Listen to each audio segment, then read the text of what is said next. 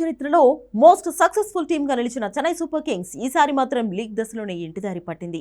ఎన్నడూ లేని విధంగా హోమ్ గ్రౌండ్ లోనే ఏకంగా 4 మ్యాచ్ల్లో ఓడిపోయింది. ఇప్పుడు మిగిలిన అన్ని మ్యాచ్ల్లో గెలిచినా కూడా చెన్నై జట్టు ప్లే ఆఫ్స్ కు వెళ్లే ఛాన్స్ లేదు.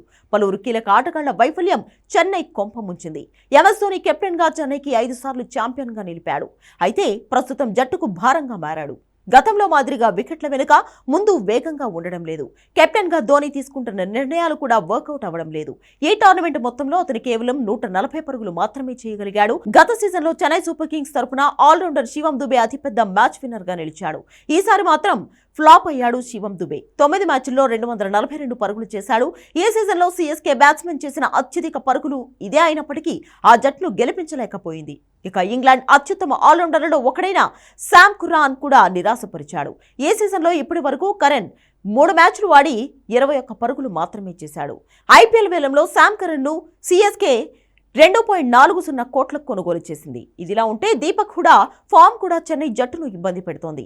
సన్ రైజర్స్ హైదరాబాద్ తో జరిగిన మ్యాచ్లో అతన్ని 7వ స్థానంలో బ్యాటింగ్ కు పంపారు. ఈ మ్యాచ్లోనే కాదు సీజన్ అంతా అతను నిరాశపరిచాడు. 7.25 సగటుతో 29 పరుగులు మాత్రమే చేశాడు. వేలంలో సిఎస్కే అతన్ని 1.70 కోట్లకు కొనుగోలు చేసింది. వీరితో పాటు బౌలింగ్ లో మహేష్ పతిరాణా, రవిచంద్రన్ అశ్విన్ అట్టర్ ఫ్లాప్ అయ్యారు. నూర్ అహ్మద్ ఒక్కడే చెన్నై జట్టు తరపున ఈ సీజన్లో ఆకట్టుకున్నాడు.